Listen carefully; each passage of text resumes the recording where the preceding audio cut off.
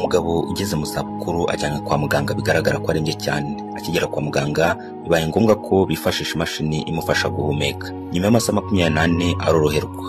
Biba ngombwa ko bamusezerera. Dogiteri amuzanira fagitire igaragaza ko agomba kwishyura arenga miliyoni 2. Umugabo amara umwanya yitegereza fagitire, amarira azenga mu maso. Dogiteri abibonye aramwegera aramuhumuriza ati ihangane, amafaranga uri bwishyure ni menshi, ariko humura ndagufasha kubona umugira neza ukwishyurira. Umugabo arahindukira aramubwira ati oya rwose ntibiguhangayikisha, amafaranga kuri njye si ikibazo. Ikindi agahinda kikanandiza ni ukuntu maze umunsi umwe mpumeka umwuka w'imashini yanyu, none nkaba ngiye kwishyura miliyoni 2 mu gihe maze imyaka 65 mpumeka umwuka w'Imana ku buntu. Ibaze ndi uwishyura amafaranga nagakwiye kwishyura Imana.